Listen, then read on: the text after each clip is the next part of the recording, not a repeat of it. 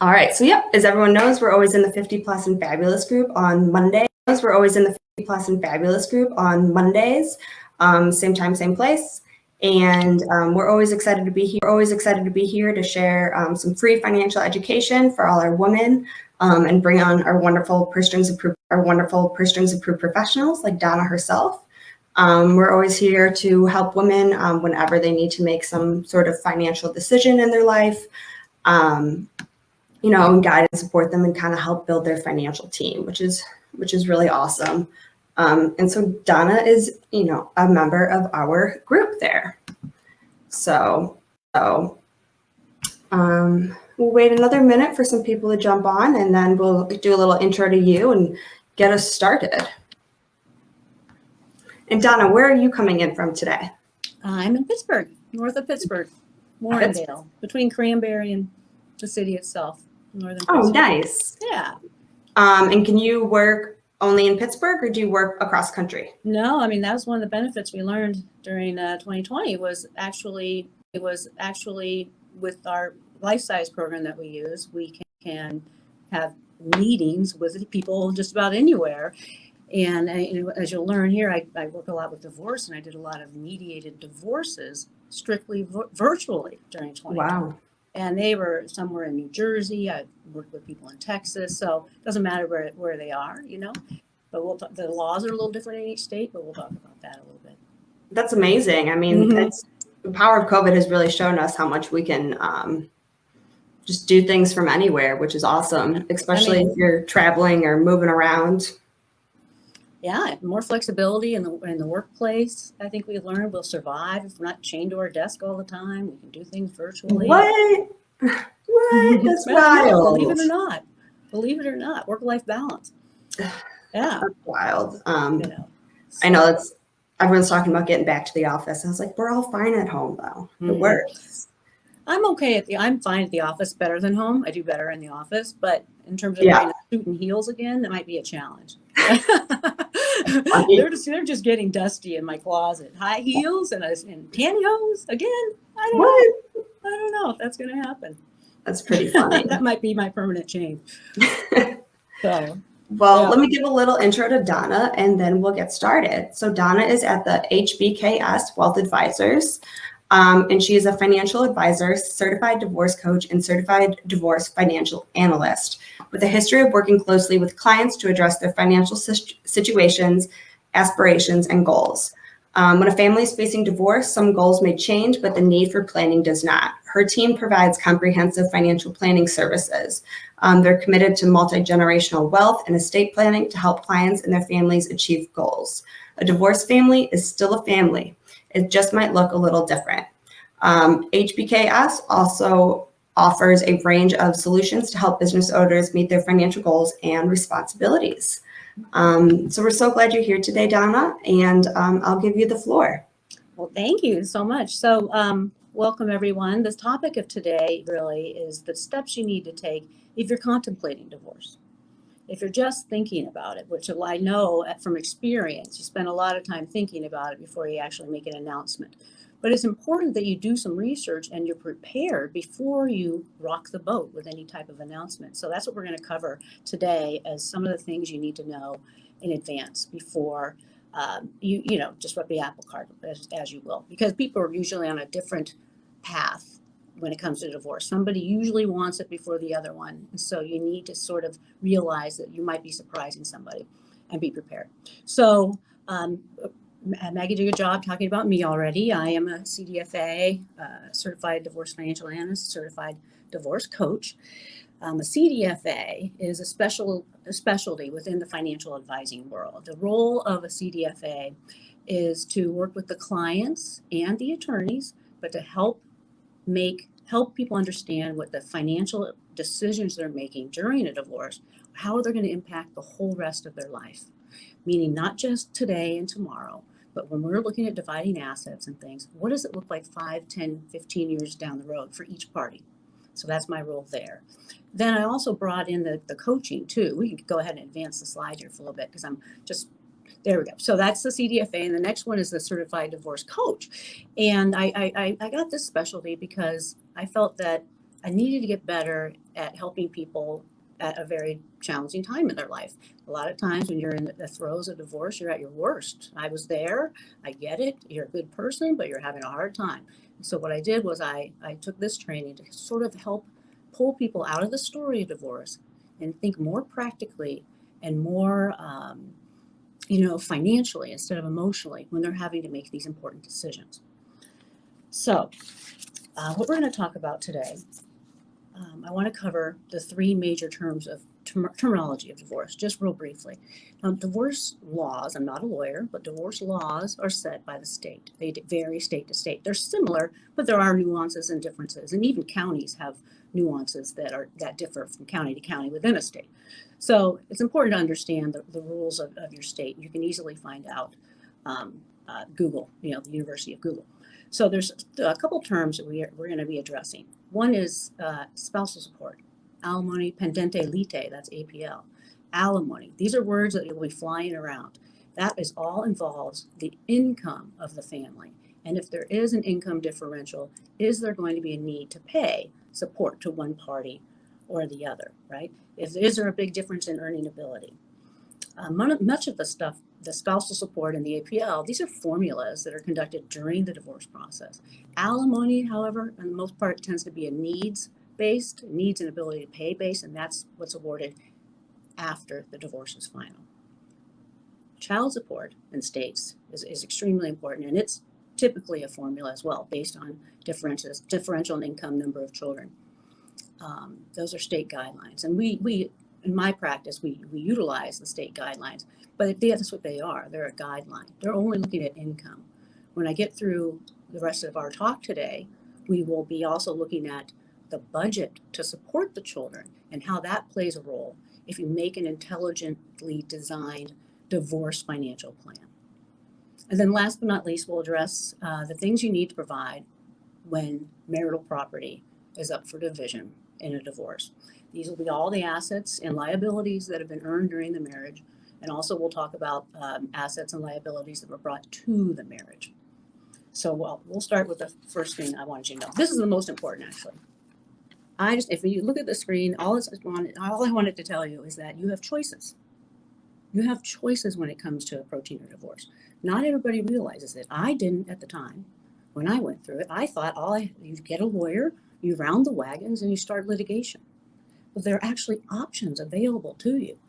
And there's sort of a continuum, if you will, in terms of how many professionals are involved in your divorce.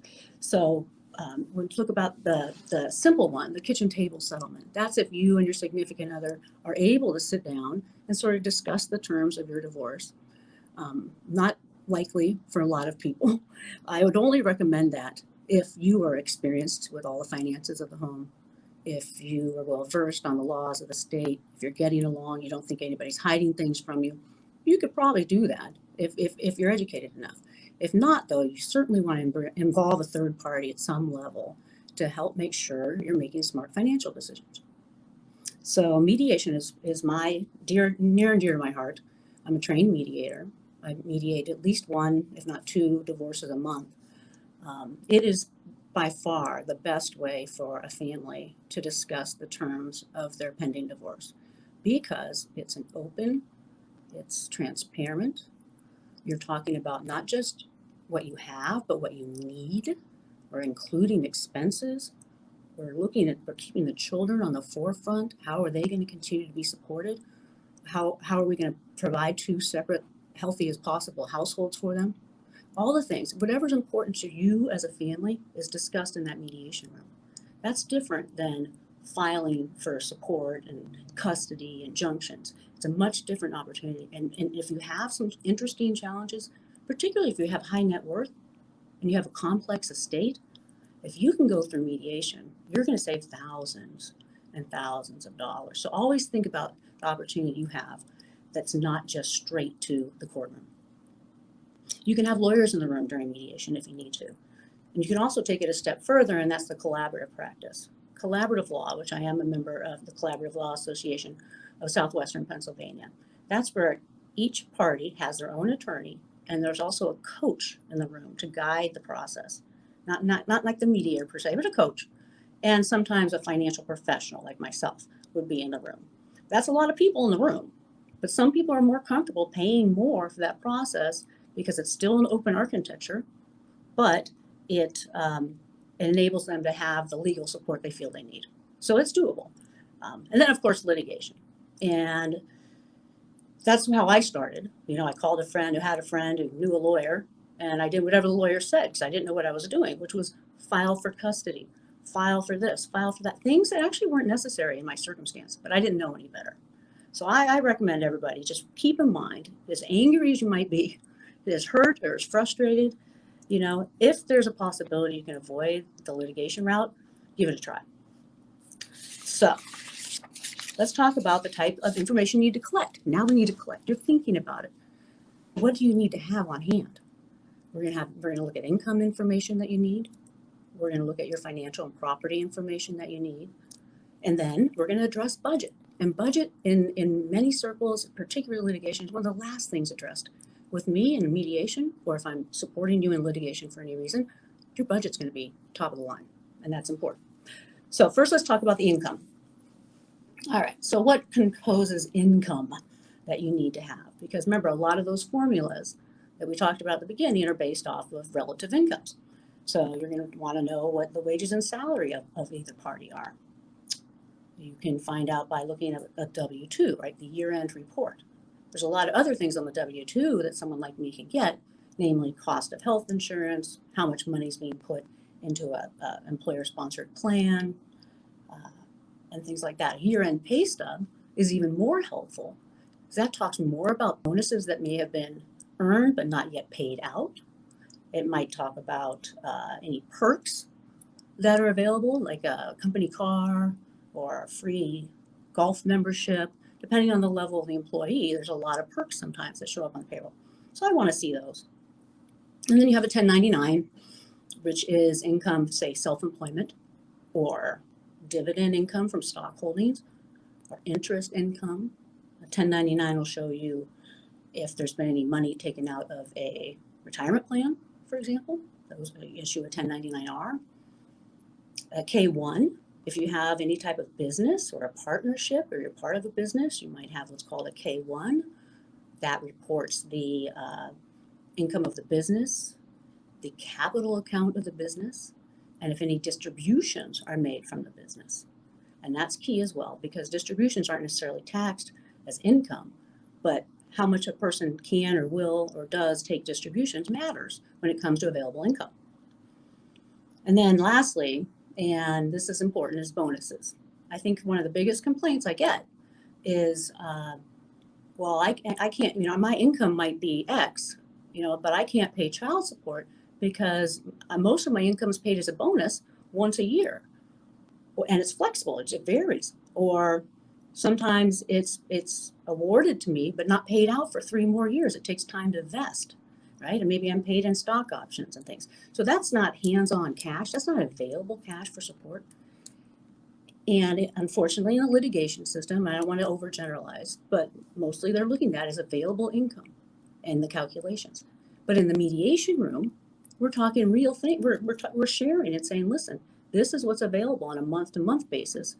When things vest, maybe I could supplement some support or fund the kids' college or whatever it is the family wants to do and continue to do for the betterment of the children, you can do. But how often, when, what does it look like? Those things all matter. And of course, a cash business, which is kind of what the picture sort of reflects, is somebody collecting cash money.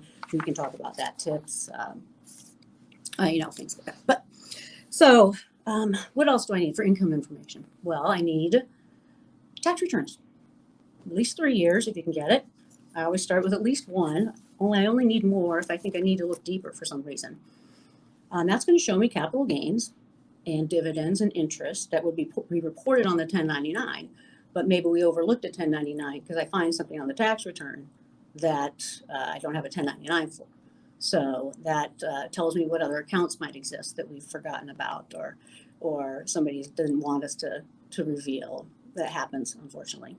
And we'll talk a little bit more about any additional work that you're doing through self-employment. If you have any type of business income, you're able to run expenses through.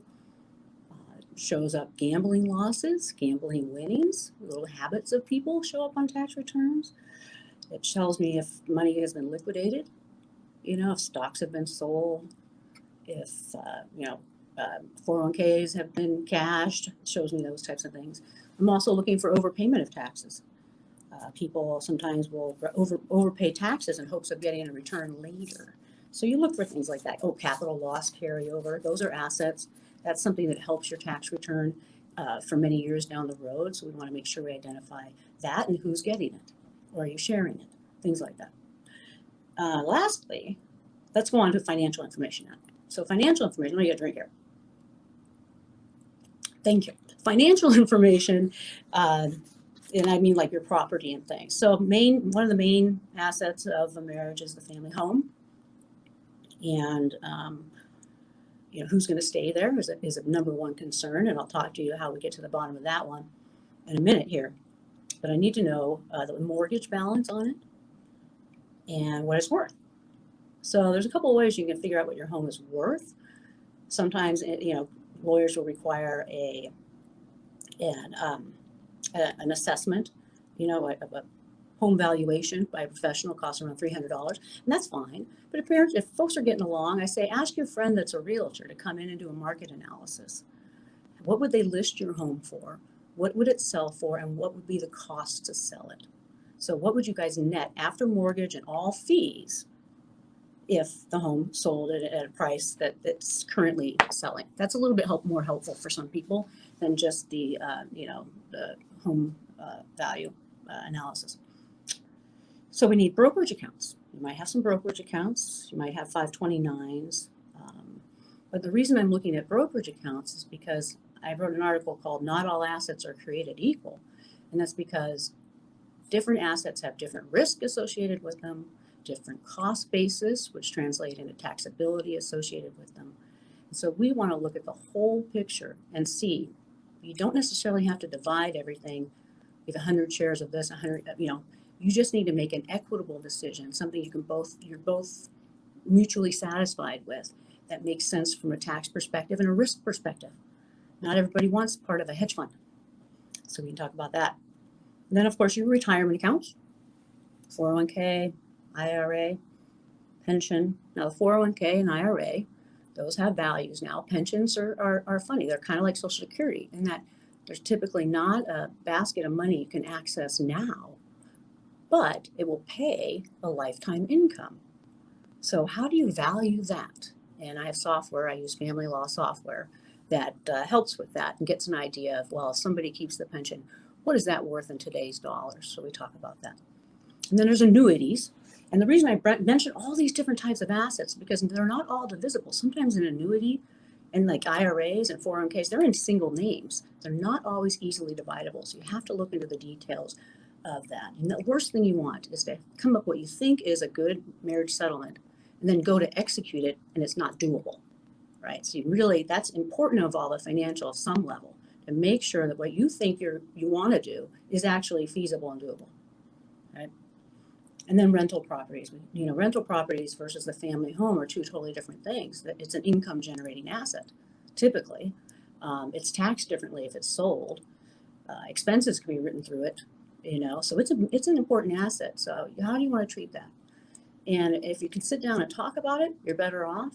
Otherwise, you're going to be hiring professionals, forensic accountants, and other people for thousands of dollars to value all of these. And that can get very expensive.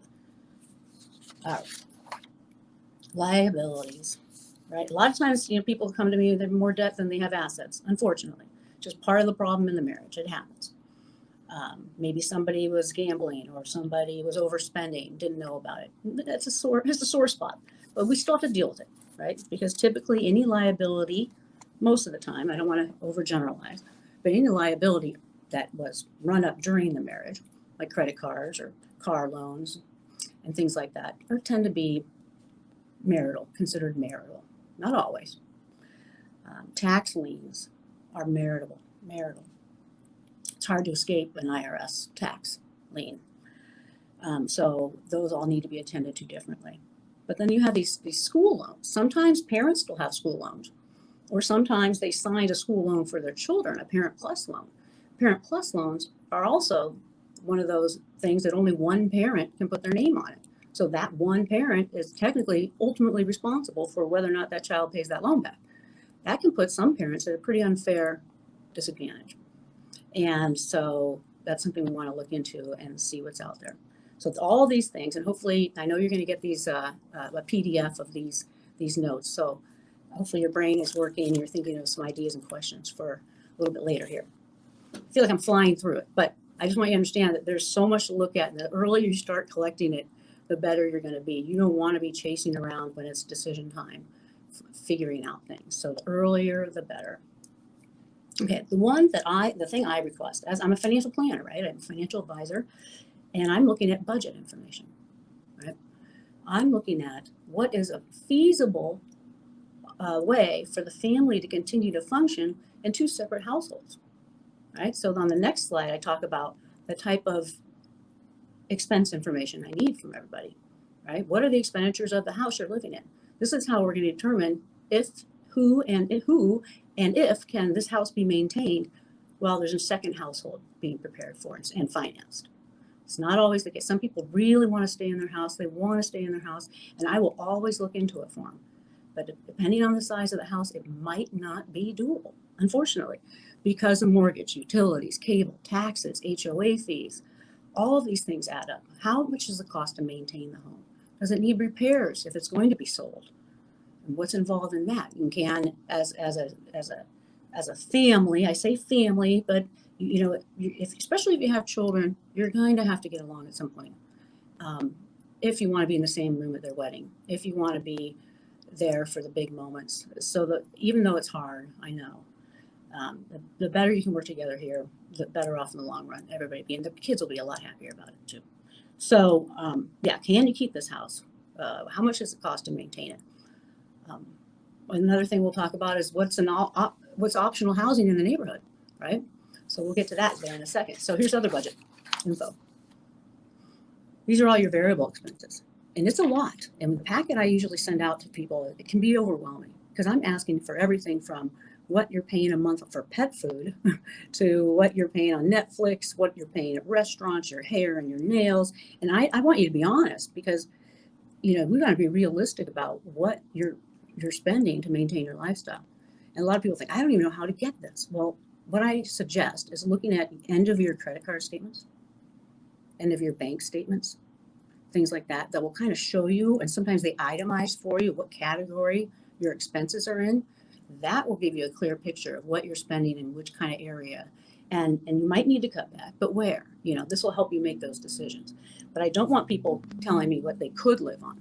Anybody could live, in a box on top ramen, but that's not what I want here. I want two as healthy as possible households to continue. So I want to know what's going on. The other component of budget information is the next one, which is kiddos. I like to have the child expenses separate from the general expenses. Why? Because we mentioned child support. That's an income-based calculation. But what about the cost of daycare?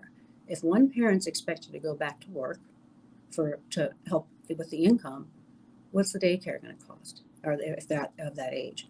Or if it's important to the family that the child is in a private school, who's funding that and how can that impact child support? Because if you don't, if you force child support on somebody, then they might lose things like the ability to send their kid to private school. So you have to decide what's most important to you and your family. What about college savings? That doesn't stop. There's hopefully, ideally, if they're college bound, they're still going. So is there going to be an arrangement that, people will fund college? These are things you can't necessarily litigate, right, for children over the age of 18, but it's something you can talk about if you can sit in the same room. Some kids are very busy with activities. Sometimes you're paying their cell phone bill. Sometimes you are covering car payments for them or insurance. And what's the likelihood that can continue with two households? What does it cost? Maybe somebody picks up one, someone picks up the other. Maybe they put boundaries on the children that at certain times they have to pick them up, their own expenses, right? Kind of forces you get the kids to work more. But those things we can talk about, because you just don't want to assign a number and not look into everything else it takes to run the household, the way you as individuals, as a family, as what your values are. If you're still on the same page for what you want for your children, then how can that be done? And that's what we're looking at that information for. So if you can figure that out ahead of time, it'll let me know. Then it's part of our plan when we do our analysis.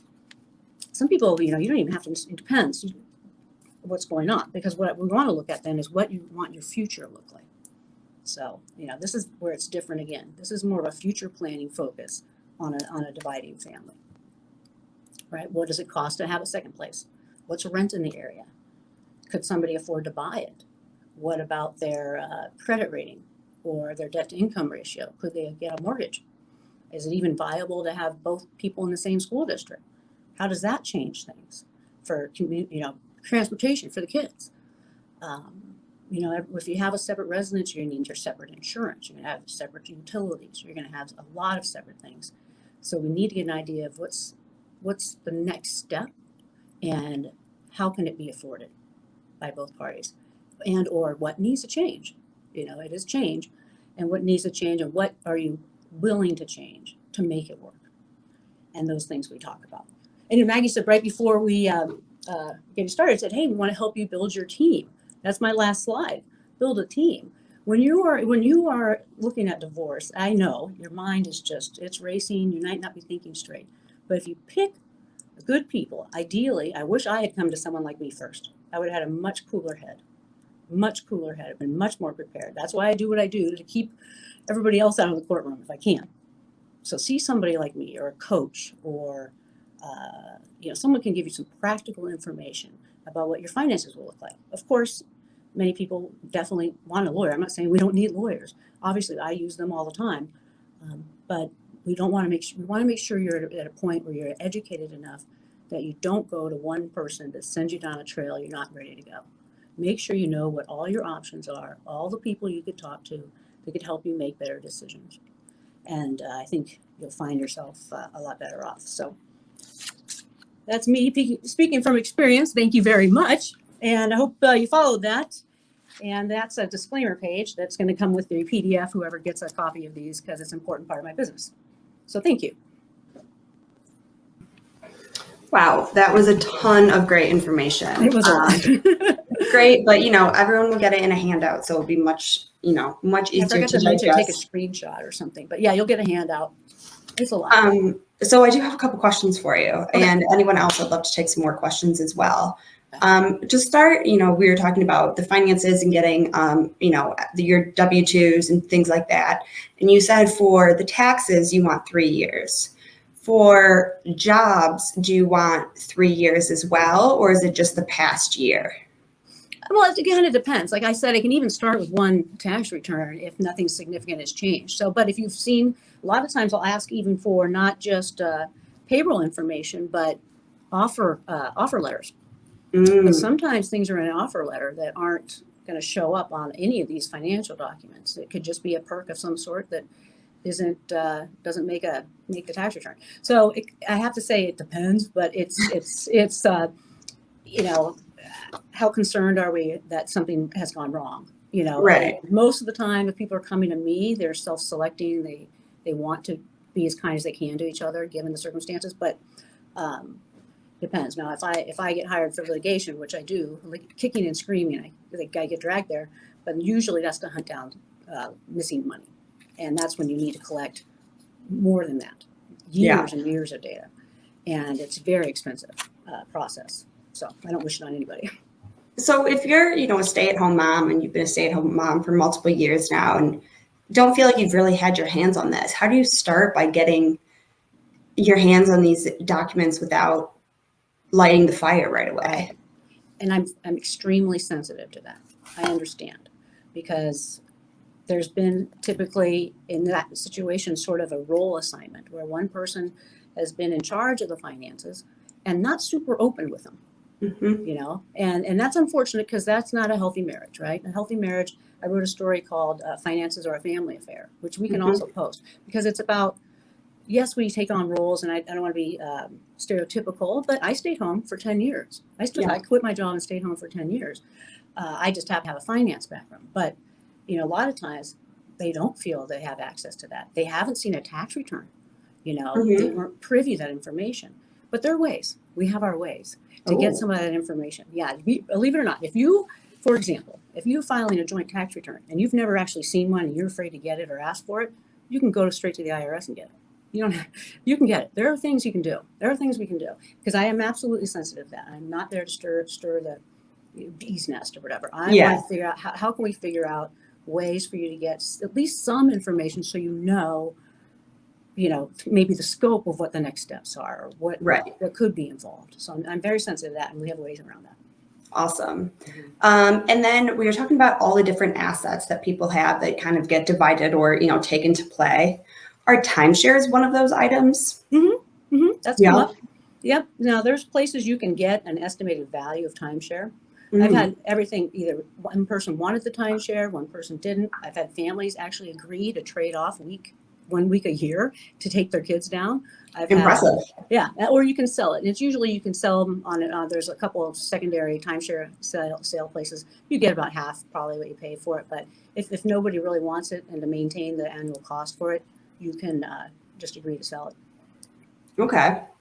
And then one of my last questions is, we did a lot about your kid, what they like to do, the activities, the college, the car. What if all of a sudden little Mary over there needs braces or gets really sick and spends 3 months in the hospital? Terrible. Right. Is that into play, or is, one person just kind of stuck with, you said medical bills, so you get medical bills? Oh, well, okay. So big question. And, I should have addressed that, because part of child support in the law, at least in Pennsylvania, if daycare is something that in order for mom to have an income, I'm using mom here, but in order for mom to have an income in her column for that calculation, and there's an expense involved, like healthcare or daycare, that can actually be factored as part of the formula. Ideally, it's separated out, because those numbers change all the time depending on how your kids grow. But typically, child support's a number, and then incidentals, activities, medical, things like that are agreed upon and divided proportionate to income. That's PA. As they happen. Now, people can be sticklers and just say they don't think the child needs braces and they don't want to pay. That's unfortunate. I've seen things like that. But if you mediate, you can put in there, in the event child needs braces, you can put any type of dental work in there that you might miss if you're busy in litigation. You might miss things like that. Yeah. I mean, I feel like there could be thousands, what if this comes out, or what if that comes up, that things, I mean, kids are expensive, I'm not gonna lie. Right. And that's and so we actually walk through that. Because kids, people come to me with grown children, they come to me with tiny children, and I mentioned, setting those boundaries, like maybe parents can't pick up those expenses anymore for a kid, junior needs to work a little more and pay his own car insurance. That kind of triggers things like that. So there's many ways around it. You're going to have what ifs, but it's even more a testimony to try your best to work it out, because you're going to have to communicate again later in life with them. Always. And it's cheaper. It is cheaper. People come back if they have an issue that's sticky that we mediated, and they come back and they ask me to just walk them through it one more time.